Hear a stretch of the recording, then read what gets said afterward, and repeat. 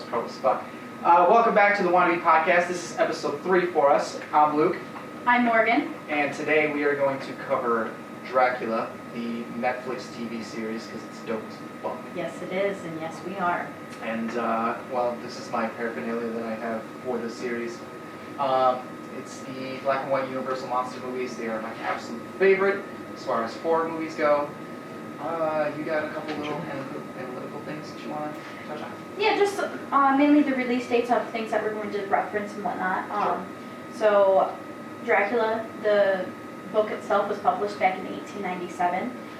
We're going to utilize the 1993 Dracula, directed by Todd Browning, as reference, as well as the 1992 Bram Stoker's Dracula, that was directed by Francis Ford Coppola. Is that Coppola. Right? Coppola. And it's actually commonly referred to as the Coppola Dracula. Is it? Okay. Yeah. Well, the title of it is Bram Stoker's Dracula. It is, but By the way, that's the author of Dracula, the book. amongst those of us in the know. Sure. You're much more in the know with Dracula than I am. I don't care what you call it, but I'm going to call it Coppola's Dracula. That's fine. I at least know what you mean. Moving on. So the Dracula Netflix miniseries was just released on January 1st of 2020. That was directed by 3 separate directors. We have Johnny Campbell, Damon Thomas, and Paul McEwan? No. Something? McEwan? There's another G in there. Okay. My apologies if I said it wrong. Anyway, John Campbell is most known for Dracula the Informer as well as Westworld. I love Westworld, so no wonder I like the Netflix Dracula. Yeah, I'm going to have to look into that and see if it's a specific episode, if they all collaborate on all 3. They may have, I'm not 100% certain. When I looked it up, they didn't have that information for me. Damon is most known for the series Killing Eve, Beethoven, and Dirk Gently. And then Paul McEwan is most known for Lucky Number 11, Love that movie. Wicker Park, and Victor Frankenstein that came out in 2015. Also, okay. The movie's okay. It's alright. Sure. Did you ever watch it? No, I haven't actually. I wanted to. Daniel I just never got Radcliffe, the James chance. McAvoy? Yeah, I wanted to see it. It's okay. It has the only thing that sucks about it is like there's really no monster in it except for like the last act. Sure. But otherwise, those 2. I feel like they'd be a good pair. Just for those 2, just watch it for them. They're fun. Everything else is. So do you want me to get into the ratings? Go ahead and talk about its critical response, and then we'll do our whole spiel. Go ahead. So the series was met with actually really positive reviews. Rotten Tomatoes, it was given about a 71% approval. The average rating was 7.49 out of 10 from a variety of 48 different critic reviews. It's pretty solid. I would imagine that this black and white version in particular probably rates higher, I would imagine. But I can't remember off the top of my head, but I think I saw when I originally looked it up to get some information for mainly to get the name spelled correctly. I think it was around 7. all of these films are held in high regard, so that's the thing. I mean, if you watch them now, they're probably one of those things where they're pretty fucking corny. But Sure. if you understand what they are, then I think they're still pretty effective. Okay, anything else? So just one little tidbit that I saw on there is, I'm not sure who said this, but it was online, so critics said that the new Dracula series is a delicious blend of horror and humor that more or less balances modern sensibilities in the character's beloved legacy. Dracula is a frighteningly fun, if not always faithful time.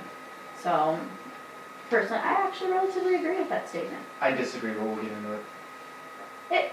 Depending. I mean, I don't necessarily personally agree with a lot with the humor part. There was some humor, but not enough to make me feel that way. But anyway. Well, do me a favor. Take your papers and toss them out. Throw them at the camera. You don't want the cast names? I got mine. You don't need If them. I need them. You don't. That wasn't at the camera, but I'll accept it. I'm trying not to hit the mic. On a scale from 1 to 10, where's your Where's your knowledge of Dracula? Skip 1 to 10. 1 to 10? Probably about a 5 or a 6. And that's probably all from what, now? Let's say, yeah, from, Back? I'll be nice, I'll put them back Fucking down. interns. Um, This is why you don't get paid. I'm kidding. I So love you rude. both. This wouldn't be able to go on without either one of you. Thank you. no, this goes smoothly because of the assistants we have, Yes. so. Assistance. That sounds much nicer. So I had some relatively basic information, like I have seen Dracula movies in the past. Sure. I believe specifically I saw like everything in Christopher Lee when I was younger with my father. You lucky bitch. But, you know, it's not something I remember a whole lot. I did know going into it that Dracula was based off of Vlad the Impaler. Yeah. And there was some basic information and some lore that I knew about before even getting into this with you. But I definitely have learned more since then. Yeah. It's pretty. God, I have to read the book again. It's been a minute since I read the book. But I think it's pretty loosely based. I think the 1992 version is the one that delves most into like actually Vlad the Impaler. You know, that Yeah. opening. I bet. I Like don't even know. specifically when I was getting up the cast info, it is said for Gary Oldman that he is Dracula Yeah. / Vlad the Impaler. Yeah, yeah. So, Yeah, that opening's intense. We'll get Yes, into it that is. too. So the show, you watched it. It's 3 episodes. They're all an hour and a half long. Yep. Just overall, what did you think? honestly, I love the adaptation. There is, I love the first 2 episodes. The final episode, though, I could see what they were trying to do, what they were going for. Yeah. I felt it was a little lackluster at the end. Okay. So I guess let's go through it. Episode 1 starts out, and we're following Jonathan Harker. Correct. It literally opens up with him looking at flies. Yeah. Yeah. It's weird. He's in that. What is that? The monastery, right? Yeah. Yeah. So he is not looking too good. And then two nuns come in and start talking to him, and one of them is just the most hilarious character I in the whole show. love her Yeah. so much. And she sits him down and goes, "All right, let's go over what happened to you." And then he fills us in on his time with Dracula, which up until that point, I'm trying to think. So that whole opening right there, and him going to the castle and his early interactions with Dracula, it's pretty accurate as far as the book is concerned. Yeah, and even the 2 movies, because I watched them so recently, they both showed him sitting down and having dinner, Yeah. him pushing the wine onto him and he's saying, "Would you like to drink or Yeah. don't you drink it?" Yeah. And Dracula saying no to the wine. And from there though, there's parts that wasn't in the other movies that was in the series. Mm-hmm. So like certain scenes with the brides Yeah. was left Well- out in the original too. Well, all right. So I'm curious for the big changes, because you've seen all 3 movies, and the 31 version and the 92 version have like a lot of the same beats. Sure. So when things changed, and the biggest change right off the bat that comes to my mind is the implication that Dracula is getting a little freaky with Jonathan Harker. Right. How are you feeling up to this point? Funny enough, Well, real quick, you watched the series first before you watched the movies. correct. Okay, all right. So you got the new take, and then you go back and see the ones that came first, and especially the ones that are a little more book accurate. Exactly. So what are you feeling at this point? So at that point, I mean, even with it, the implications were of him perhaps having, a sexual encounter with Dracula. This day and age, I don't really mind it in See, this sense. I don't mind it either, but I was looking at it like, does that mean that he is fucking you while he's sucking your blood? Funny enough, while I was gathering information on the cast and everything, there was actually something mentioned about that. Uh-huh. And it was mentioned that there was, the implying that Jonathan and Dracula had sex. And it was said, or it was more so than they ended up saying that, so is Dracula bisexual? And the directors said he's not a person to be considered bisexual, but it was like I can't remember the... It's a weird word, but I guess the best way to put it is like he just doesn't care. Yeah, it's more so he's not having sex with them, he's just drinking their blood, is what was said online. Well, either way, I mean, I just took it because I saw it and I went, oh, okay, we're going in this route with it, which is fine. Mm-hmm. And then the more I thought about it, I was like, I mean, he's not gonna, he doesn't care. He's after blood. He doesn't fucking care. Yeah. He'll fuck So, anything. I think it could have been just been, they may not have ever actually had sex. It was never shown that there really for sure was. Sure, he had a loose, a kind of lewd dream. Nah, I'm going with the sex, and it doesn't matter. It's because, like I said, he's fucking Dracula, and he's going after the blood. So any way he can get it. Yeah, and he can change forms. We do know this. He can change forms, so it wouldn't surprise me if he takes on the form of Mina and just fucks the shit out of Jonathan Harker while taking his blood. Which, I mean, if you want to do that, that's a good way to do it with me. One thing I did really like that from this series is that they kept Dracula looking very similar to the 1992 film before he took the blood. Oh, it's a great mix. I'm glad you brought that up because I love that too. Because that's how it is in the book. Yeah. When he shows up in the book, he is that old disheveled man, and then over time he gets his fucking strength back and his youth back. I feel like with Clay Spang, when we finally see him, Pong? Clay's Pong or some shit? Bang. Just call him Clay's. I'm sorry, Clays, because I at least got that right. Yep, good job. Even when you see that, you see in like his attire and even how they did a little bit of his hair and even just the physical look of Clays looks very similar to the 1931 version, which I like how I had a blend of both in the film. Yeah, it's design-wise. It's a really good mix. I'm with you on that, and it's like they took from I guess the 92 version, even though it's more they took it from the book, and then yeah, he's got aesthetics of Bela Lugosi in the 31 version. Sure. And then I don't know. I'm trying to think of exactly how much they did, but exactly when Jonathan Harker is in like the basement, I guess. Right, he's going through those tunnels and he finds the zombies for the first time. Yeah, the zombies. By the way, spoilers. I'm sorry if anybody hasn't watched this. Go watch it. We'll have to put a little spoiler warning at the very beginning. Whatever. We fucking spoil everything on this show. That's what we do. And he's down there with the zombies, and then he comes across Dracula's tomb. And when Dracula pops out, and he's got like the contacts and shit. Yes. That to me he looked just like Christopher Lee's Dracula. Right. In that moment, which was I at least sweet. had looked up some photos yeah, and everything. Yeah, so you know what I'm talking about, right? Yeah. So I sadly wasn't able to watch the Christopher Lee version. Me either. But I at least was able to look. I wanted to just aesthetically, because of the fact of how much they look like the other two. Yeah. I wanted to see if they pulled anything from Christopher Lee, and that is dead on. Yeah. Absolutely. So how do you feel about the changes so far? I mean, we'll get more into the story, but as far as a setup to Dracula and that story, I mean, you changing anything? You want more? You want less? Honestly, I liked what they did because certain parts of what happened during the actual, like during the Netflix version of seeing what Jonathan went through at Dracula's home, you didn't see as much of that in the in-depth way that they did it in the other two films, I feel like. Yeah, I think basically an episode, a movie gave them a lot of freedom and a lot of opportunity to throw some extra detail in there. I 100% agree. It's like rewatching these, you can see I can tell where they made the changes, even when we get a little bit further. Yeah. And that I don't want to discuss just yet until we get there. Right.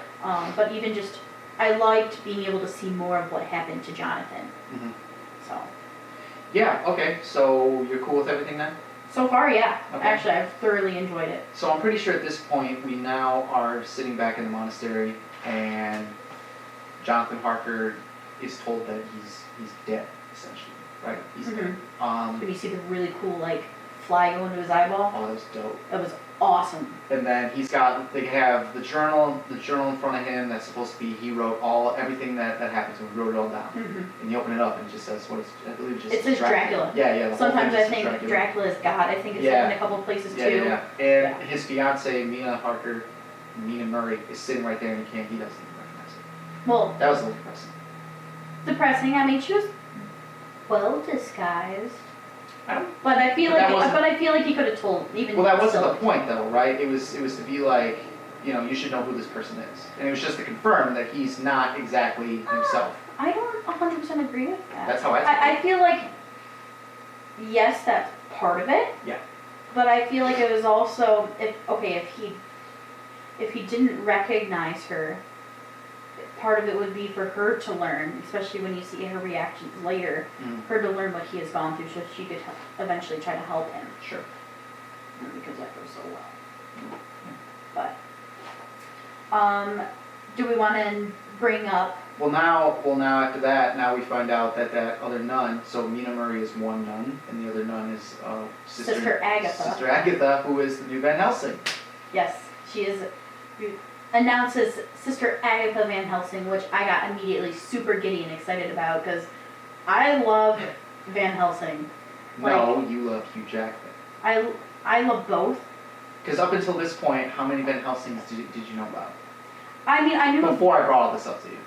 I knew a little bit, but I didn't know that they were in the original films because it had been so long that I watched them. Mm-hmm. But I knew some more of Van Helsing just because.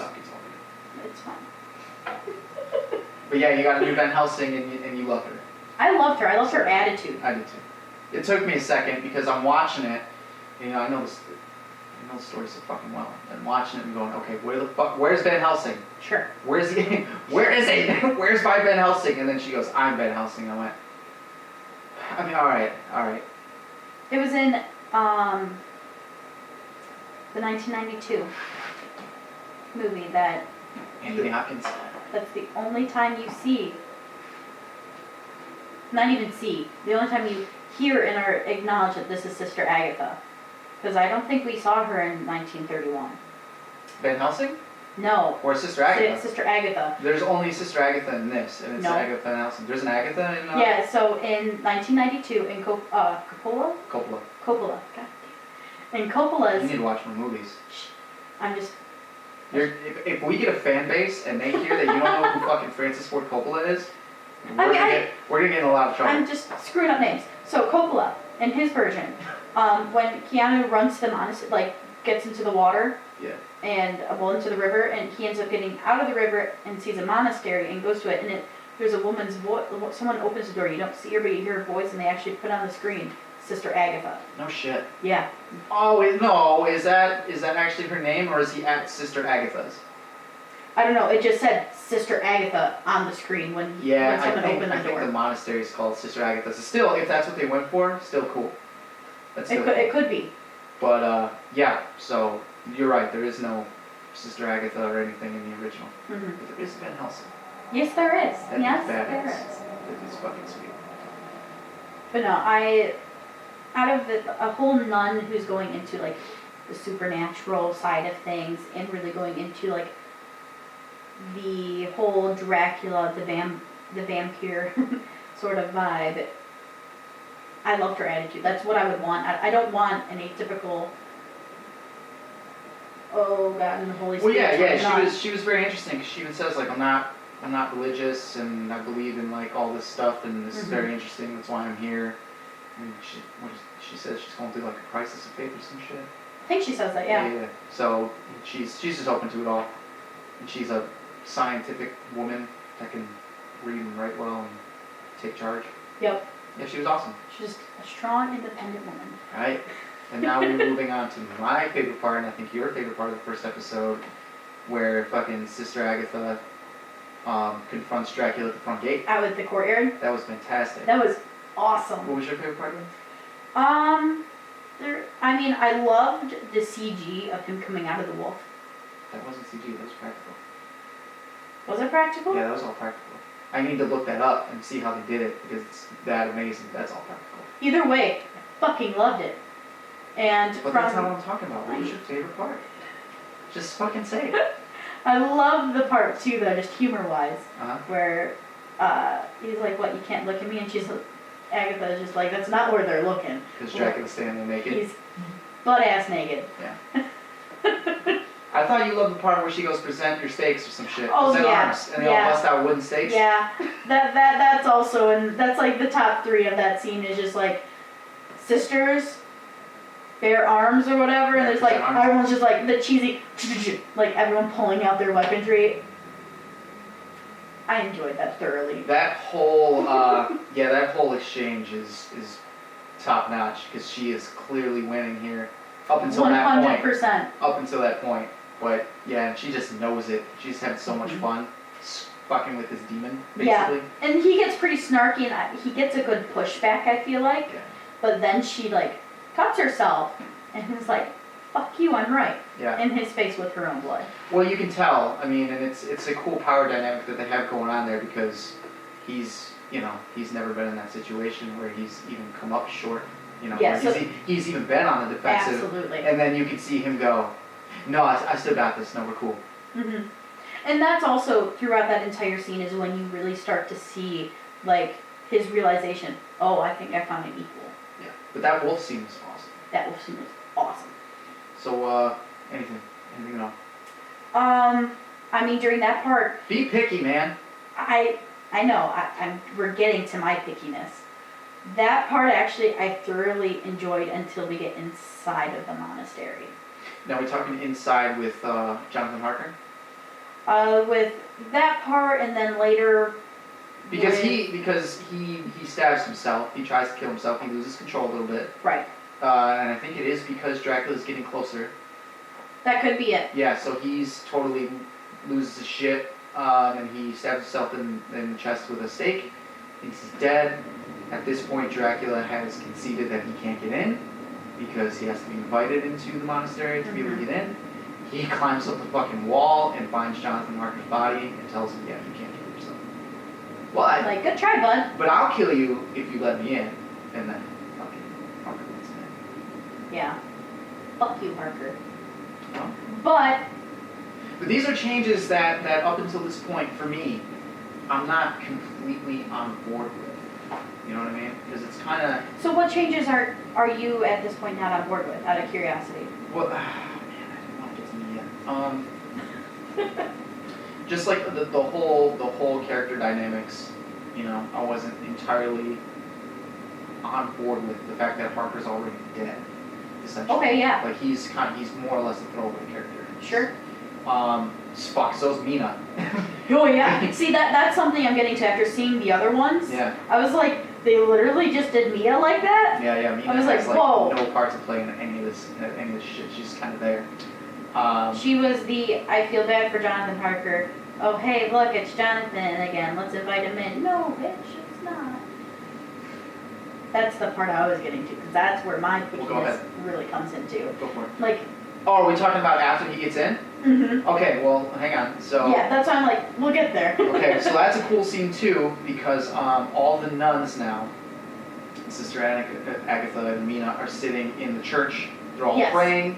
They're doing their thing with the head sister, and I'm watching, and I know exactly what the fuck's gonna happen. He's gonna show up, and he's gonna waste that head nun, and that's exactly what he does. Fucking rips her head off. Predictable, but Does he bowl with it? yeah, he might have. I don't remember. He might have though. But yeah, he fucking does that, and then he sits down because they're all pointing crosses at him and shit, and they got him on the defensive again. And he's like, you know what? We're cool because I can't touch you, but they can. And then like wolves come in and just waste everybody, and it is fantastic. But go ahead, you can take it from there. Yeah, I mean, I love I wish, which I understand there wasn't, but I wish there was a little bit more of a fight back from the nuns. Yeah. Mainly because they present arm shit. And well, they were ready for a vampire, not sure, they fucking were ready for wolves. Which, that's why I'm like, I'm okay with that, but man, I wish I saw some cool nunnery fighting stuff. Yeah, sure. How many nuns do you know can fight? Sorry if you're a nun out there practicing your MMA. I apologize. But it's rough out the streets. I mean, at that part I was fine. I liked, though you didn't see directly any of the gore, you could see some of the blood spray. I mean, Actually, that's another problem that I have. I think this is rated TV-14. Sure, it might be. I think so. Like, fucking grow some balls and go TVMA. Jesus Christ, like, might as well have. I liked that at least they had the blood spray and not.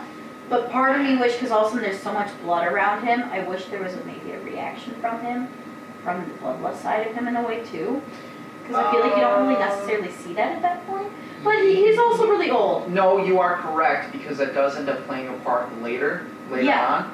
So you're right, but given in that moment, he's just got everybody by the balls. And he's Yeah, I feel like at that point, what's keeping him from going like crazy about the blood is his fucking ego.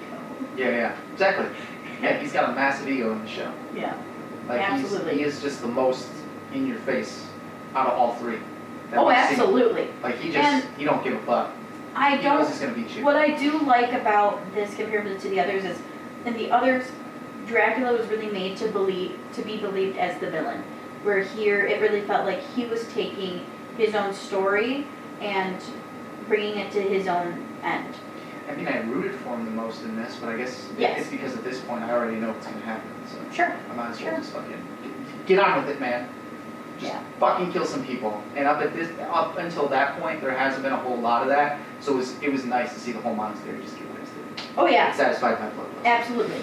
I totally agree with that. So as this is going on, Mina and Agatha are down in the basement of the monastery and they corner themselves off. Yeah, Right? They put a barrier. Yeah, Agatha takes Mina down there. She puts up, I believe it's the salt barrier. Yeah, essentially. Yeah, and she has like the cross and everything Yeah, ready and she and says, presented. we're good, can't get in unless we have to let him in, otherwise it's not getting in. He comes, Jonathan Harker comes down Yeah. and plays some games with Mina, because at this point I guess it's safe to assume, if you've been paying attention, that Jonathan Harker is fully under Dracula's control. So there's no good to be had here. Yeah. And he's telling Mina that he loves her and all that shit, and plays on her heart, and gets her to Right. invite him into the circle. It's like until this point, Jonathan hasn't talked highly of Dracula until he showed up. That's when Jonathan starts going crazy. Right. And then, because in the past movies you can see that Dracula's able to command people to do things, I feel like that was a little hint to that It's was when he's like, hypnotism. let me in, and then Jonathan gives in.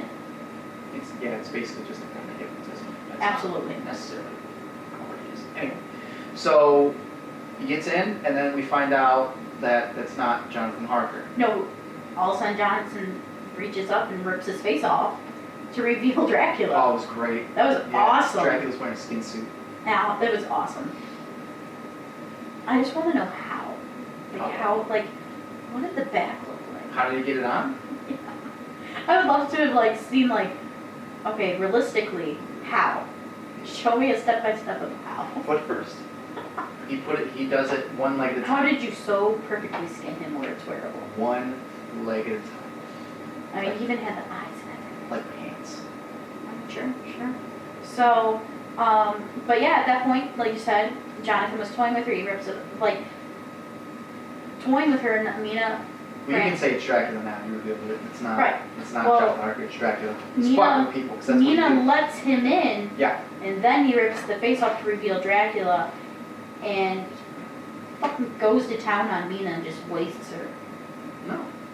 It's a weak Mina. I mean, Full of shit. if I remember correctly, I'm pretty sure he goes and starts drinking her blood. Nope. No? Nope. No, that's right. That's right. He goes to town on Agatha. Yeah, that's right. They made it look like that until it cut. Which, yeah. there you go, that's the end of episode 1, and we spoiled the part in episode 2, but we didn't get there anyway. Oops. So, episode 1, anything? Because that's the end. That's it. That's where it sure. ends. I really enjoyed seeing more in-depth parts of Jonathan Harker and what he went through at Dracula's castle. I wish there was more of that back and forth. In the originals, Mhm. you see him move to London. You see him try to start courting Mina during the time that Jonathan isn't back yet. Yeah. And I wish that, in a way, I didn't like that from the original two. Mhm.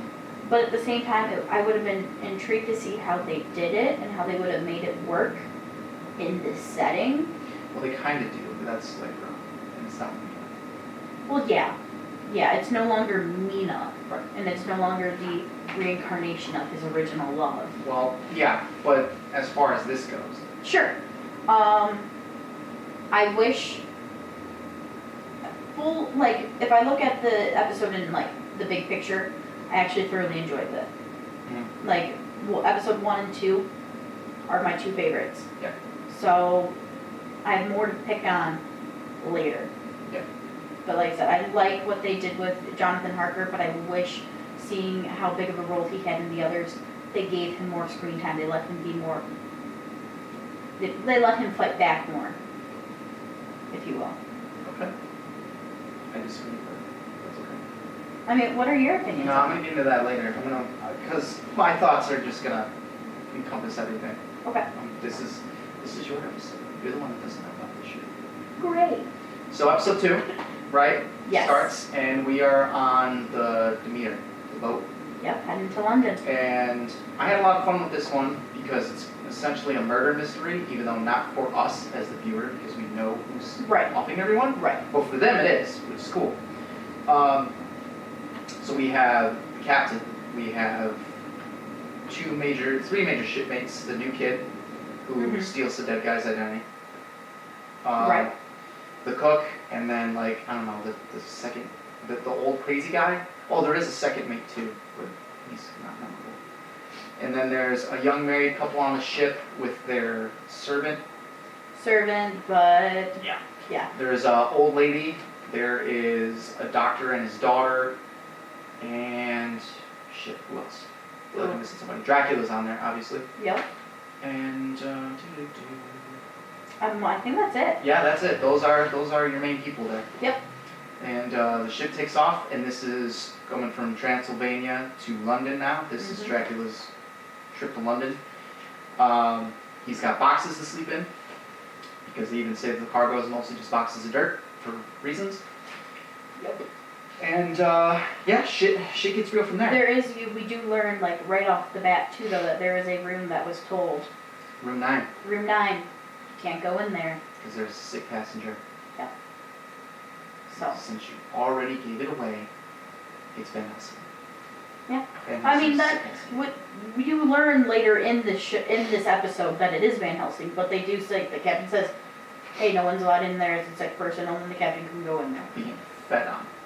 It's which is kind of ingenious, actually.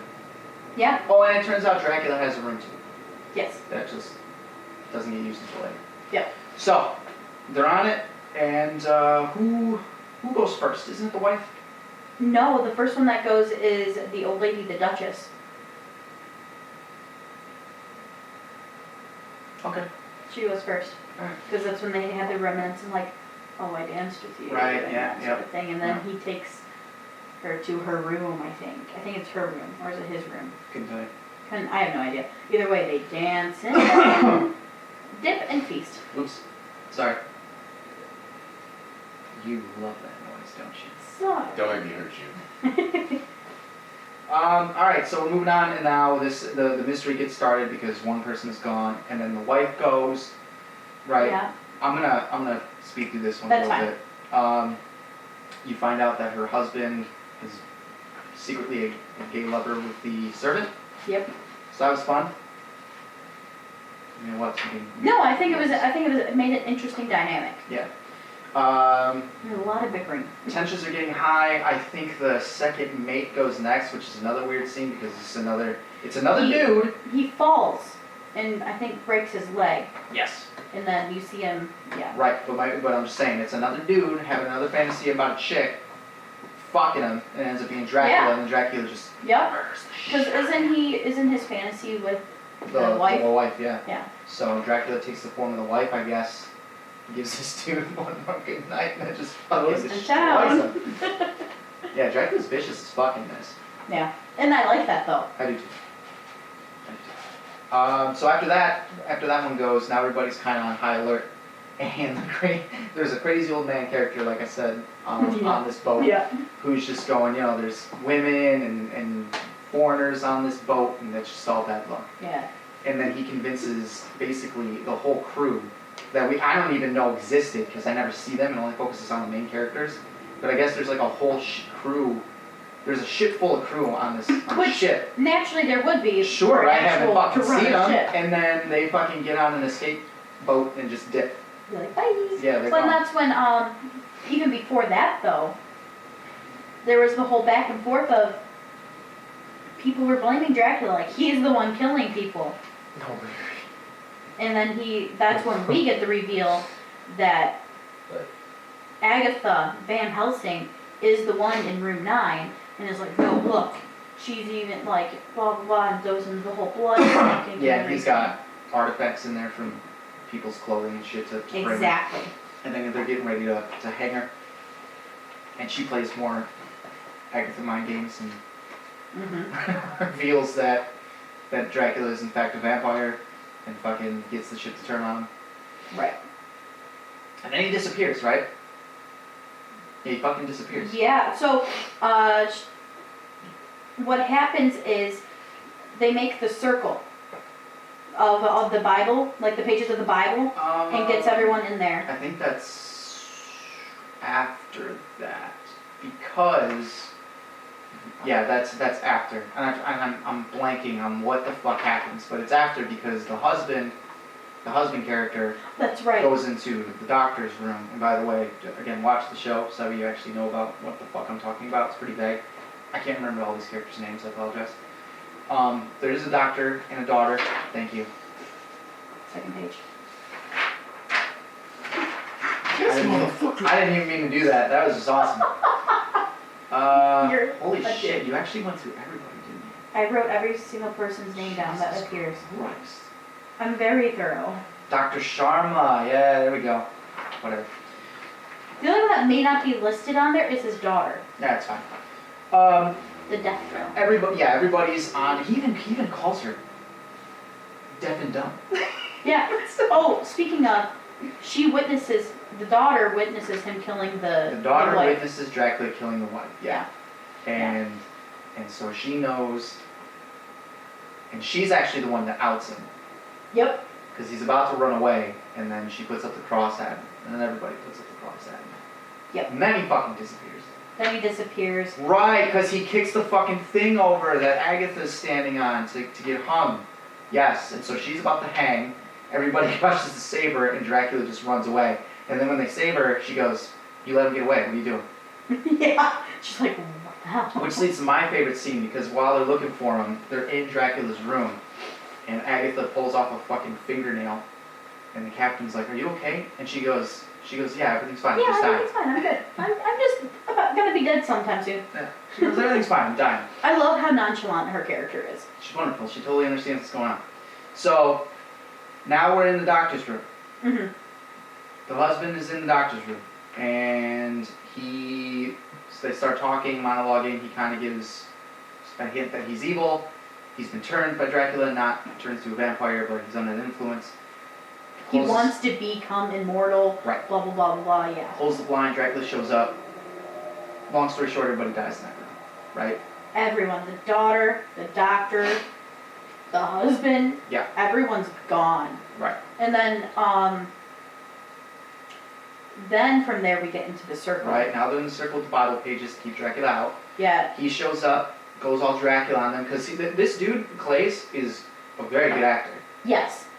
He's wonderful in this role. And he monologues for a bit, and he starts to piss off the wife and husband's servant.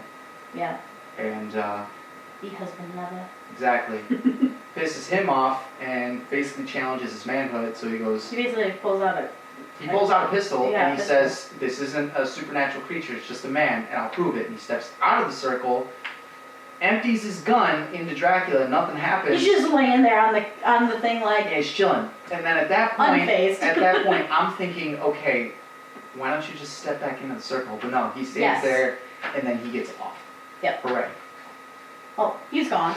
Yeah, and the whole thing goes into a clusterfuck, because now everybody's out of the circle, everybody's tangling with Dracula, they end up nailing him to the floor by his cape. Well, yes, and there was also the part with the new kid. Yeah. Where he didn't believe he first left, they thought Dracula killed him. Yeah, they thought he was wearing the skin suit. And he was wearing the skin suit Yeah. of the kid, but ended up he wasn't. Then, when that whole thing was running around, a cask of, I believe it was the lantern oil, or booze, got broken open. Yeah. And so she tells them, nail him down. So with their stakes, they pound him into the deck of the boat By the cape. by the I just cape. want to remind you. Yeah, by the cape. Because no capes. This is why. No capes. And then he's soaking in alcohol, so Van Helsing throws a fucking lantern at him. And he starts burning. Goes up in flames, gets loose, jumps into the water. And that's all you see of him. We think we're done here, but we're not. Mm-hmm. But the cool thing is so Van Helsing's dying, so she decides she's going to go down with the ship. Right. There's a bunch of gunpowder and shit that they can make. She wants to blow it up. And just take care of everything. We're done. Yeah, I mean, I believe she has the part with the captain where she's like, he's not dead unless I am, kind of thing, because of what he has done to her. Correct. So the new ship hand and the cook go into another lifeboat. They go away. Mm-hmm. It's now Van Helsing and the captain. They're going to blow the thing up. Too bad Dracula's alive. He had another coffin, essentially, in his room, like where his bed was. Yep, that's where He we got kind back of in see it. there. Yep. Well, he put the dirt under the mattress. Right. Was what it was. Yeah. Right. There you go.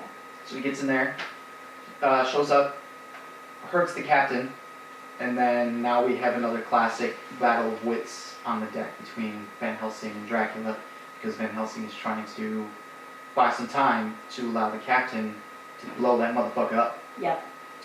Because the captain was like, a captain should go down with the ship.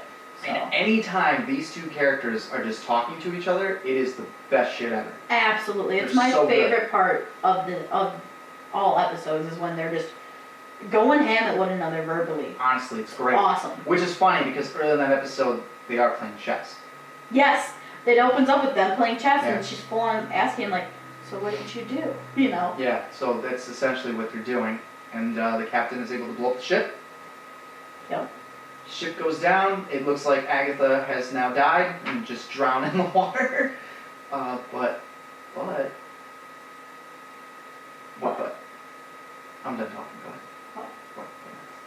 I mean, from there is when you see, I mean, even before then, he ended up telling Agatha that this was the closest he ever got to someone killing him, Mhm. which is another, like, hitting home to, you are my equal, Right. holy shit. Yeah. And then from there, it explodes and everything, and you see him, however, he makes it, if I remember, no, does he or does he not make it back to his coffin? He does. He swims, gets in his coffin, and I guess it vacuum seals or some shit, because now he's in there, he's in with his dirt, he's good. He's alive. Yeah, and He's just underwater, and he is healing now. Yep, and he actually stays dormant underwater if we, or do you want to wait until that? Well, because that's how the episode ends, right? He comes Yeah. out of it, and he washes up on the shore of London. Because Yeah, I guess the Demeter was that close, and when he gets up there, he gets immediately put under a big-ass spotlight from a Yeah. helicopter. and if anyone's interested, I believe, if I remember, I did the math, I believe it's 127 years that he They do was, say that in the next episode. did they? Okay, I Yeah. couldn't remember. So, helicopter, which already gives you a sign that this isn't the fucking 1800s anymore. I mean, shoot, even when you see who you're about to see tells you that too. Well, yeah, so, like, a bunch of cars show up, and I thought this was going to be essentially S.H.I.E.L.D. I was waiting for Nick Fury to show up, honestly. And, Right cars for it. And fucking Agatha shows up and asks him what took him so long, and then the episode ends. Yeah. Right? Yeah. So, episode 2. How you feeling? Honestly, I felt like, though, I'm happy I got to see what happened on the ship because the other two movies skipped it. Like they showed the ship and they showed some stuff, but they never went into the depth that they did. Yeah, the 1992 doesn't skip it, but it does not go into as much detail. Right. But it definitely shows Oh, he absolutely. massacres fools. Yeah, you see the death take part in Yeah. it for sure. But I really actually liked having that sort of, like you were saying earlier, that murder mystery sort of feel to it. Mhm. I liked being able to watch the entire events unfold because the entire time you're starting to really care for different parts of the crew, like the new kid and the cook. Excuse me. You I don't know, remember his name because it's Kipler. Yeah. They keep saying it the whole time. Yep. Kind of like it. But with that sort of thing, I constantly see, like I constantly was starting to like, man, I really like this character, but he's probably gonna die, so let's not get too, like, Yeah, Game of Thrones. yeah, exactly. So yeah, I honestly, like I said before, my biggest issues with this show come into the third episode. But I did like it. Is there anything for you that you have your stuff on? Still waiting. Okay. I'm gonna get there. Well, do you have anything though? You don't have to say what they are, but do you? Yeah. Okay. Oh yeah. 100%. You're more versed in Dracula, so naturally you would dislike more things than I would. 100%. So. And it kind of starts with the showrunner. I don't like the showrunner that much either. But I'll get into that. Sure. So, alright, episode 3. We start off exactly where we left off. Right. But it's not Agatha Van Helsing. No, it is not. It is her descendant that looks exactly like her. Of course it does. Yeah, it was her. Agatha was her great aunt. Yeah. Something aunt. Yeah. Yeah. I forget her fucking name. Zoe. Yeah. Dr. Zoe Van Helsing. Should have been called Zoe from the beginning. It was great. I like that any better than Agatha. But I guess I get the deep dive now that you just said that. Yeah, for the '92 film. Yeah, so that's pretty cool. Alright, so Zoe Van Helsing now is a member of this elite organization that's been waiting for Dracula to show up for like 150 years, which, for me personally, I'm actually kind of on board with this because, have you seen the Tom Cruise Mummy? I haven't, but I know what you're referencing. Right, so that's the whole thing that they were trying to set up, the whole dark universe, get all the characters to like Yeah. combine and shit. So I'm sitting there, and I forget what they call it. It has a very, almost in a way, I don't know if you've seen the show, Warehouse 13, I know what it is. but it has kind of even a vibe like that. Sure, and I forget what the organization is called in The Mummy, but it felt like that, you know, like that and like S.H.I.E.L.D. and shit, and I was like, alright, so if this is where we're going, and this is going to lead to like that type of crossover, I'm totally on board. So when that happens, I'm cool with it. Mm-hmm. Shit. So Zoe says, we've been waiting for you this whole time, you know, you're fucked, essentially. Yep. Like, you have to come, you have to come with us. And this entire time he's trying to figure out, like, wait, how are you alive? Right. Because he doesn't know Right. this isn't Agatha. And Because she tells him that Man. it's like my great-great aunt and shit. she looks a lot like her. Right. Yeah. And then he offs some like jobber soldier that's a fucking moron. She gets too close. Yeah. He's like, oh, you should smile. I bet it's pretty. Smile Yeah. for me. And then, dead. Yeah. Yep. So he gets away. And then we go to him in someone's house. Yes. Which is actually pretty cool because you don't think about it, and he's like, it's a wife and husband. He kills the wife, or no, the husband, and he stuffs the husband in a fucking refrigerator. Yeah, well, like one of those small box refrigerators He too. stuffs that dude in there. It's great. And then he's talking to the wife, and he's actually being pretty cool with the wife. But he says like, "You live in a fucking palace," type of deal. And she's like, what Yeah, this fuck place. do you this mean? place sucks. And he's like, "What are you talking about? You got walls, you got running water, you got all this shit from the 1800s, bitch." I don't know what any of this is. Look at all these like little collectible things Yeah. you own too. You got Like, indoor plumbing? I don't know what the fuck this is. It's great. I love that. It's great. I love the whole like. I love the fact too that we haven't brought up yet. Yeah. That he learns things from drinking people's blood. Yeah. Because that's how he was able to like. Yeah, this is what this technology thing does. Right. So I thought that was a nice way to implement the time skip to being such a modern day. I was waiting to get into that because it plays into the ending. Sure. But Sure. you are correct. They know where he is, Mm-hmm. so he finds him. And then they have a nice little. Well, now she's like, get in the trunk. Yep, they have a nice little confrontation in that house, and then she gets his ass in the coffin. Yep. Gets him in the coffin, takes him and does the cliche villain in a glass box. Yep. I love the whole like get in the coffin and he's like, no, absolutely not. He won't give in. And she's like, all right, do it. And just rips the roof off and there's the sun and everything. And he's like, ah. Right. Yeah, that was awesome. And so now we are at. I'm just gonna call it S.H.I.E.L.D. I mean, you do learn what it is when you went in with the drive-in. Well, when you're driving in. Yeah, it's the Harper Foundation. Yeah, it is the John Harker Foundation. You even see a portrait of John Harker and everything. Right. And the only reason why I'm glossing that over is because we don't get an explanation. No, and I wish we had more on that. But the cool part is that one of my favorite characters from all these is Dr. Seward. Yes. And there he is, and it's a young kid, a young, fucking Probably up-and-coming professor, I guess. early 20s. He's pretty cool. Yeah. He's fucking cool. And find out that he's working for the Harker Foundation, and he's studying blood, as he always does. Mm-hmm. And yeah, they're ready to bring him in so he can figure out what the fuck Dracula is.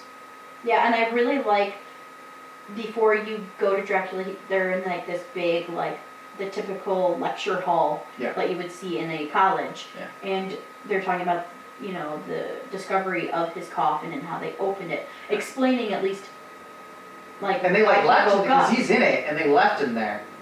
Yeah. So they had him for a few years at least, but they decided, man, let him sleep. Yeah. He can do this work on his own. Yeah, and but at that point you see everyone in that room, they don't wear their actual clothes, they're wearing like some sort of like jumpsuit uniform, I think. Yeah. And they had this like identifying card around them, and all of it has their blood type, which I just really like that little touch. I thought that was cool. It doesn't go anywhere? It doesn't go anywhere, Yeah, but it's I liked it because I could see where it could have gone places, which I would have been curious about and curious to see. Like, man, like one of my speculations when I first saw that was, are they going to start maybe trying to find out if maybe certain blood types aren't as good for him and that sort of thing and try to utilize that against him. Sure.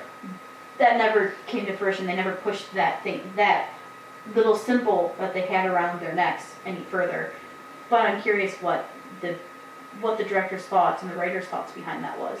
Sure. But anyway. Yeah, fuck, where was I? Oh yeah, so the subplot of this episode is Dr. Seward has some friends.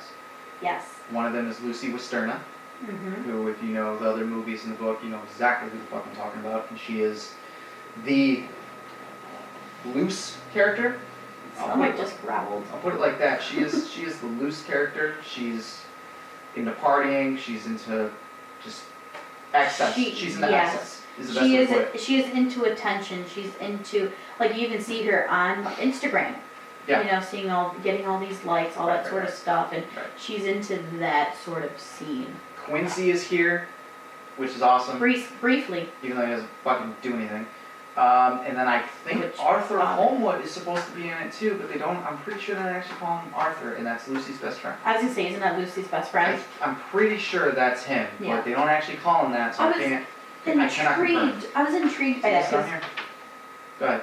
Keep going. I was intrigued because I think, if I remember correctly, in 1992, if not in 1931, Mhm. correct me if I'm wrong, I will. Arthur is Lucy's husband, or husband to be. Yeah. Okay, that is right. Okay. Yes, that is right. I was very intrigued by them changing it up.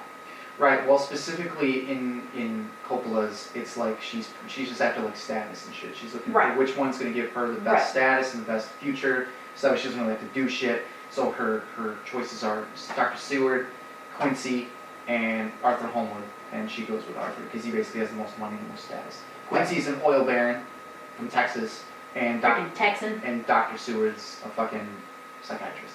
Yeah. There you go.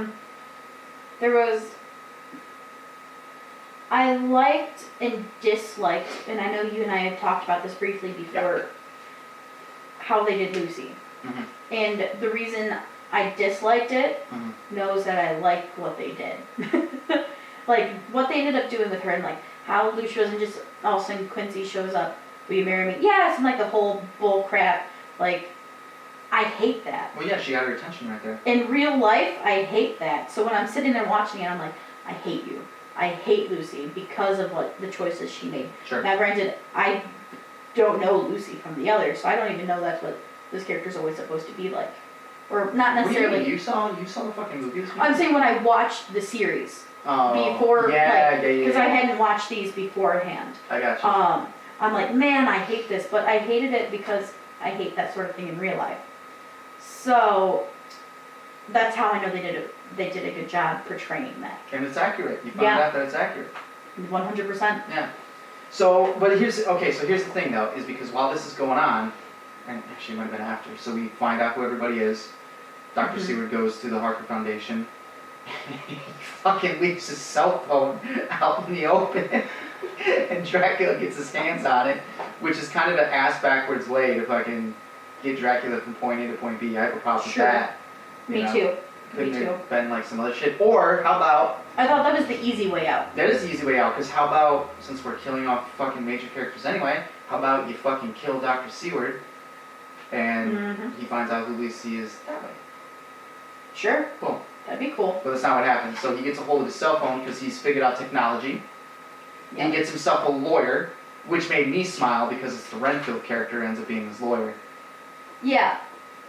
That was one thing I was upset about, was the whole Renfield character. Yeah, I didn't like it either. I mean, I liked that he was in it. Oh yeah, But absolutely. yeah, I'm with but you. I wanted that predominant crazy break man, especially from seeing the other two. Oh yeah. I didn't like I didn't like Renfield as much in the '92. Yeah. I really liked 1931's Renfield Oh, he's a fantastic. lot. Yeah. That was awesome. Yeah. Shit. And I looked it up earlier. It should be on. It should It's be on on the the fucking first tip of my page. phone. That you threw at Why me is it over there? because you threw it at me. Right on. No, I can't grab it. Don't worry about it. It's fine. Anyway, yes, but he was awesome in 1931. Yeah. And then I didn't mind him in 1992, He's but over the top. yeah, absolutely. And I wish we had, because we haven't had like the extreme crazy break in the film yet, except for a little bit with John Harker in the beginning. Yeah. I wanted that after seeing these two movies. Didn't get it? No, I wanted It's it subtle. desperately. It is. You see little tidbits of it with the little interactions they have. Yeah. But it's not to the level, for me, of 1931. Yeah, and it's kind of bullshit to me because Renfield shows up and he basically says, you know, the law says that you can't hold this man captive. This is illegal what you're doing. Doesn't matter that he's like 150 years old and a monster. He's got rights, basically. Right. They let him go, and he's got this nice penthouse suite set up, and he's fucking ready to go. And because he has Dr. Seward's phone now, he finds out about Lucy. Right. And fucking And Tinders this bitch. yeah, 100%. So one thing even leading up to this point that I wish we saw, so for me, just I'm going to say it now, parts of the third act felt very rushed. Yes. And I would have liked to seen like the whole hypnotic, you know, him doing his, whether it's the hypnosis, the, just his, because he's a master with words, utilizing that to get the penthouse. Because you're like, okay, he can, without money, he can probably get almost anything he wants anyhow. Yeah, but I would have, I don't need a whole lot of it, Mhm. but I would have liked at least whether it was like, even like paperwork he was signing on the table, like a little Easter egg that you would have to look for to find, because I'm that sort of person, I look for all of it. I would have been fine with that too, but that's not something that's like. I hear you, but that's where they were going with that, is that he was rich then, which just makes him even more rich now. So But how? he's set. Where's his ties to all of that? I would have even liked to, even if it was just a one-liner from his lawyer.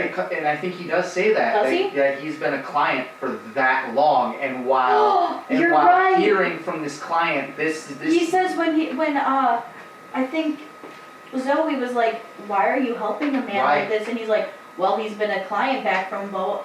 That's Yes. right, I forgot Yes. about that. Yes, there you go. So Connection's there it is. made. You're and right. And Renfield's the one that hooked him up using his money. Yep. So he's got the phone, he finds out about Lucy, he fucking creates a Tinder profile, starts hooking up, and the reason why that works is because Lucy's character just doesn't fucking care. No, Lucy is at the epitome. I'm only doing shit for attention. YOLO, motherfucker, that's what this character's all about. Yeah, 100%. Yeah, no, he don't YOLO. He's saying, look at the camera. Alex, do you YOLO? You don't YOLO. Yellow? Do you YOLO? YOLO, YOLO. Yeah. I know Fro does. Do I look like a middle schooler? Yes. Yes. Fuck you. You can't ask me a question like that, man. You know you're gonna get the answer you don't want. I love you, I love you too, Luke. and I'm in your ear too. I know. That's why I said yes. So much. Sweet, sweet nothings. So, I'd be doing it to Alex if he had the headset on too. Though. Actually, no, you're special. You're special. Just for you. anyway, let's get back on track. So, No, dude. so we see him in this penthouse and everything, and like you were saying, Yeah, and he's hooking up with Lucy, and Yes. he's got her, and he's thinking to himself, which ends up being pretty much the overall arc for Dracula, is that he's just pretty much fucking lonely. yeah, and I mean, shit, who wouldn't be? I mean, yeah, I get it, and that's cool to see.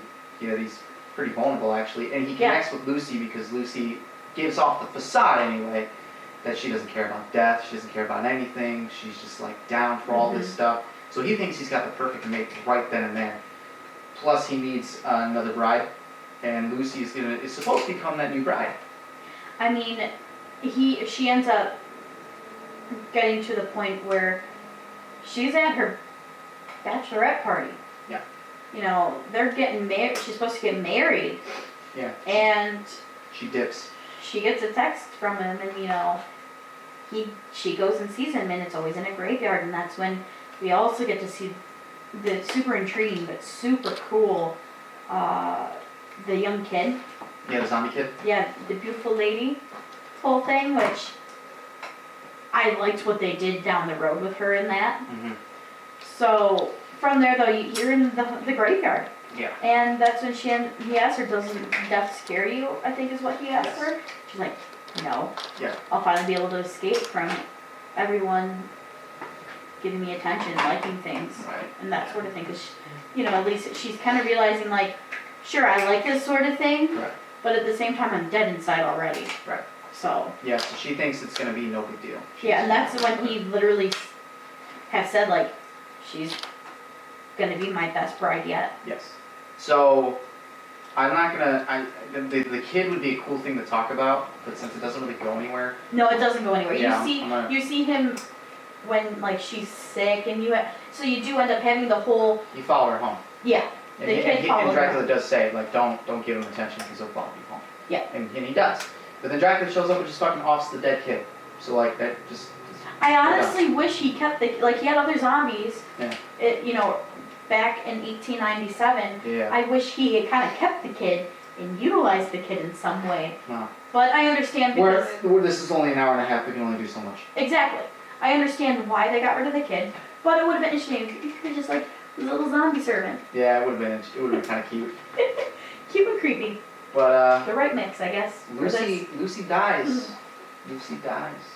And it's kind of cool because, you know, it shows that, I don't know, like her soul is gone, but there's an essence of her still there, and it's Yes, trapped. like when she's on the bed dead. Because he mentions, and I heard a couple times even mentioned in one of these movies, that, no, I'm talking about these as well. Oh, yeah, okay. What was it? He ends up saying that, and he helps her in the graveyard hear them, Yeah. that there are people who are damned to be forever undead. Yes. And that whole thing is, you don't see that happening. You see that happen, obviously, when she's on the bed dead, and right across from her is a mirror, and you can see her screaming in the mirror. Yeah. You're like, hey, you're one of the undead, no duh. That's what it means. I thought that was pretty cool. That was cool. I liked that little touch. Yeah, that touch of the mythos was needed, I guess. Yeah. It was a good. I good think it took from like the regular, like the standard, like vampire Dracula, everything. It had that, and it gave it a little bit more elevation having that with it. Right. I mean, and we'll get into that more in Sure. a minute here because we're almost done. So they do the funeral for Lucy, and I forget where Dracula's at, but he says something about like he says as long as she isn't cremated, everything's gonna be cool. He asked her in the graveyard, "What would you do when you died? Like, what are your plans?" Right. Well, they're just gonna cremate me. He's like, "Don't you dare do that. Don't let him You do will that. forever be in burning, agonizing pain for the rest of your Life. life." You will regret that. Don't let him burn you. Exactly. And they do. He got very like adamant too, which I liked. But they do. They set her ass on fire. Yep. And then she comes back to life, and it's cool because there's I'm just gonna call him an orderly, but the cremator. Yeah, the guy who like runs the furnace, that sort of thing. Yeah, It stopped. she comes back to life and kills him.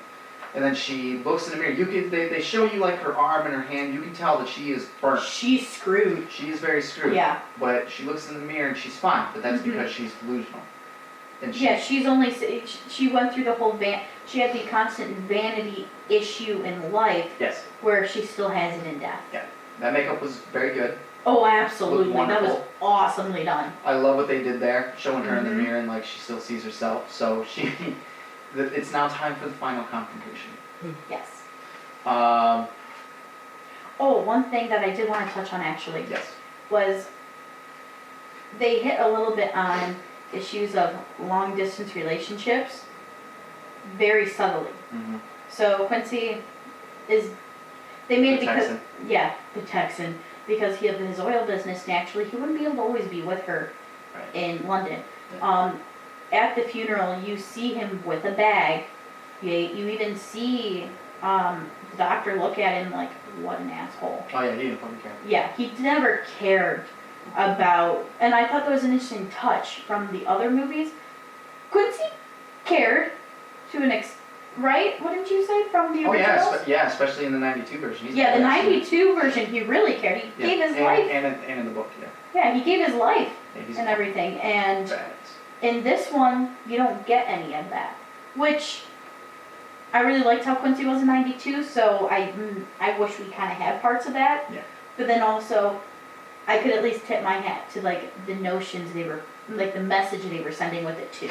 Yeah, well that just goes in line with like more things that I didn't particularly care for. Sure. You know? Like I wish they did stuff with Quincy more Yeah. than what they did there, but I understood it and it even made it feel like it helps them avoid going like the Hallmark trope with it. No, I understand too, especially once you find out that it's really not, it has nothing to do with those characters. It's just about Right. Van Helsing and fucking Dracula. Right, It's exactly. about them two. Exactly. So there's also the point where Zoe Van Helsing now gets a vial of Dracula's blood, right? And for some reason, it's not explained too well. Yeah, For some reason, she That- drinks it. that was back when she had him in the glass Correct. thing, right? Right. They Okay. get it. They get it there. So she takes it. She drinks it to try and find answers about Dracula, and all she really does is just end up being connected with Agatha Van Helsing, right? Because Yes, there's that like she there's like can two see her, she can personalities talk to her. Yeah, they are connected because of Dracula's blood. But Zoe dies. Zoe's now dead. So everybody's dead. It was Shit. fun. When did he learn that she was dying? Zoe. Because he ended up drinking her blood and started like coughing and dying. Like not dying, but he started coughing like. That's when he finds out. Was that I at do this time believe. that Yeah, the? that's I when he think finds it out. might be. So they're in Dracula's penthouse now. It's Dr. Seward, it's Van Helsing, and it's Dracula. Yeah, and he has two place settings. And they're on the doing their table. whole huge spiel again. They're doing their sweet dialogues. And then Lucy walks in. Before Lucy walked in, he did make a couple interesting looks at Agatha. Well, Right, at because he's got the Zoe. idea. Yeah, he kind of understands what's going on. Yeah, he's kind of like, whoa, wait. And because there was a couple times, which I really like that the directors had this happen, that Zoe slipped into the Agatha accent. Yeah, a couple I times. really liked that. So they do that. Lucy comes in, and everybody's staring at her, and Dr. Seward in particular is just horrified by what he sees because it's not Lucy, it's this burn victim It's essentially. not the woman he fell in love with. But she still thinks that she's Yeah. okay. And Dracula isn't saying anything because he doesn't fucking care. She's dead. He just wanted a dead partner. Mm-hmm. But Dr. Seward ends up getting her to come out of it, realizes that she's no longer beautiful. She is in fact completely burned. And then she essentially loses her mind because that's the point where Dracula realizes that this chick is fake. Like she doesn't have her looks, she doesn't have her vanity, she's nothing. Yeah. And thankfully Dr. Seward puts her out of her misery because I've had enough of her at this point. Yeah, because at that point, she's like, before at this point, she's like, kiss me. And we're all like, for the love of God, don't. He doesn't. And then, at that point, he's like, kiss me. And literally, my skin was crawling. Well, Jack does, right? Dracula doesn't do it. No, not Dracula. This is when, is it Seward? I always mess it up. This is when Dr. Seward finally ends her. Yeah. Fucking making out. I mean, hardcore, like, Yeah. Lucy, and I'm like, ugh, ugh. Yep. Oh god, that's so gross. No, stop. So that happens, and then now we're at the final battle because Jack's thing is done. Sorry, that's actually his name, Jack Seward. Yeah. Dr. Seward's thing is done. It's now Agatha Yeah, and tells she him tells, to get the fuck out of there because I'm leave, gonna your end part's this. done. And this is probably the coolest thing to me, and what I enjoy most about the new myths that they put on it. Because earlier, Dracula says that the reason why he doesn't like crosses, sunlight, or I think it's crosses and like holy shit. The reason why he has a problem with that is because he's been around so long, he's been drinking so much peasant blood, that's their beliefs, and because he's been Right. drinking their blood, he has just come to accept that this is a thing. Yeah, it's kind of almost like he's been exposed to it for so long, it is bled into his own mind and memory that is how it's supposed to be. Right, so not only have myths taken a life of their own, he has also let it take a life of its own. Correct. And that's how Agatha beats him, because it's daylight, she pulls the curtain down, he gets blasted with sunlight, nothing happens, and she tells him, Yeah, he starts breathing in pain and she's like, you're fine, stop it. yeah, you're good. Yeah. And then she tells him that exact same thing, you have bought into all the bullshit that you don't even know what you really are. And in that moment, which basically tells Dracula that he is just immortal, he can't die, doesn't matter, he's forever alone, she's won. Yeah. She won the battle. And that was her, like, dying thing, because she ends up dying, because this entire time Zoe has been sick with cancer. And Yes, that's it. yeah, Zoe had been sick with cancer this entire time. And she was in a hospital when Jonathan first came to her for help. Yep. So, at that point, Agatha, Zoe, Van Helsing's, they've won. Yep. And Dracula kills them, puts Van Helsing out of misery essentially, and then dies with her. I guess. Yeah, it's kind of I think she said to him something roughly around this line is, let go. Yeah. And you will finally be able to let yourself go. Sure. As in let yourself die. Which this whole thing was cool because it's that whole moment of if this is what they were going for and they were trying to portray like Dracula's just looking for an equal and he wants his equal to be a human, and that's why when he finally loses and he goes, okay, yeah, you got me, he is able to die too. So if that's what they were going for, it's cool, and that is a fucking fantastic ending. Right. It's great. I liked that ending particularly. Yeah. I just wish that the lead up to it in that movie, that third act of the series Yes. felt less rushed. And I understand if they wanted to keep it specifically to, because really, if they expanded upon certain parts, there wouldn't have been enough for a fourth episode. Yeah. I get the decisions they've made, but I wish there was a little more connective pieces at times. Yeah. The biggest thing is I'd love to know more about the John Harker Foundation. I wish we went more into that. Right. All right. So I'm gonna speed round you now. Absolutely. What did you like? What I didn't like was we didn't have crazy Renfield. Renfield. Yep. The third episode was rushed. Mm-hmm. I wish there was some more. I wish at times there was more fight back from John, Mhm. but I understand that there wasn't. Sure. For the most part, I think that's kind of my big hits. Okay. What was your favorite episode? Favorite episode? Oof. Oh gosh. Probably one. The first one? Maybe one or two. Okay. Yeah. All right. Don't know specifically which one, but definitely one of those two. All right. What did you think about Keanu Reeves' accent in the 1992 version? That was so bad. Yeah. Yeah. And that was him taking his shot at dramatic acting and didn't go so It well. did not pay off. It's just that role. I don't know who the fuck was like, yeah, you should totally do this, but. Yeah, I don't know. I mean, I love Keanu, but that was not a part for him at all. And if it's not for that, that movie's 1,000 times better. Not that it's a bad movie, but Right. that You can't get past Sometimes it kills the that. momentum. It really does. Yeah, Seriously. for sure. You've seen Bela Lugosi, you've seen Gary Oldman, and now you've seen Claes Bong. Bang, Sure. bong. Which one's your favorite in Dracula? Which one's your favorite Dracula? So I have an order. Yeah. The first one is the series. Second, So you like Claes is your favorite Dracula? yeah. Okay. Second is blanking on the name, but 1931. Bela Lugosi. Thank you. And then lastly is Gary Oldman's coming in last, huh? yeah. Dude. Damn. Gary Oldman. Damn. I mean, I really liked certain parts of it and some of the characters, but I don't know why, but certain things, or it could have been just creative choices that made me go with the way I went. I already know where this is going now. Then who's your favorite Van Helsing? Oh, Van Helsing? Yeah. Hugh Jackman is not the correct. No, is I'm not is going with Hugh answer. Jackman, no. Not for this case. Okay. But, oh man. Probably.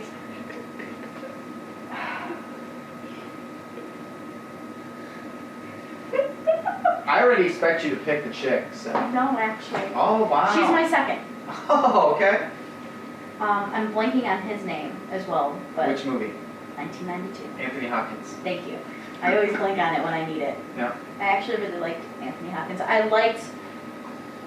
He's much more brazen in that whole thing Oh, he's with, got so much character in that movie. yeah, I actually does. really liked it. And then he also really took on like any priestly teachings he may have had Mhm. too, and I thought that was really a nice touch. Which movie had the best atmosphere? Or which of the three had the best atmosphere? I mean, if we're going off of like traditional things, definitely the original 1931. Okay. I do honestly, but probably with how the things were laid out, it'd be 1931, the series, and 1992 for atmosphere. Okay. All right. So I'm gonna assume that you would recommend this show, 100%. but now rank them overall. Like, what do you mean? Rank the movies and then rank the show. But with first, Like, if I'm giving a star of like 7 out of 10, yeah, what's your or favorite? like, Which one's your favorite? What's your favorite version of Dracula?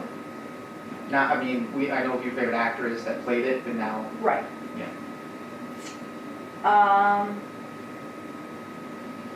I'd probably give the series, Give the series number one to that. Okay. number one, probably give it 7.5, 8 out of 10. Okay. Then 1931, I would give specifically probably like a 7. Okay. And then 1992 is my last.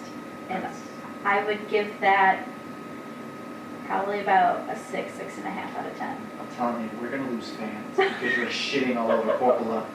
Do you even know who that is?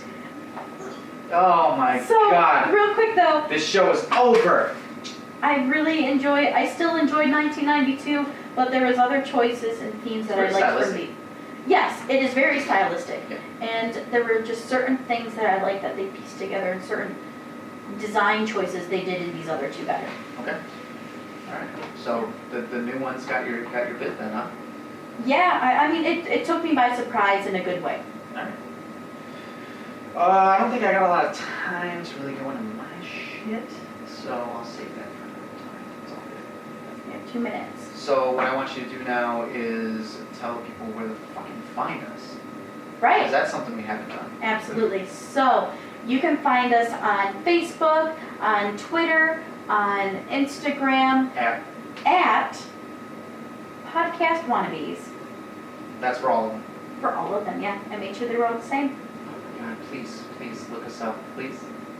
Please look us up. This is a big passion project for us, and this is something that Luke and I both wanted to do for a very long time, and hopefully we're able to keep putting out content that you guys can really enjoy. And we're speaking from our personal opinions, so hopefully you don't hate on me too much for my personal ones here. Just come be wannabes with us, please.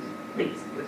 It'll be a fun time, I guarantee. And stay tuned. Hopefully in the future you'll be able to even see some of the films we get to put out. Perhaps. Yeah, so Dracula 2020, Netflix. Check it out if you haven't. It's very good.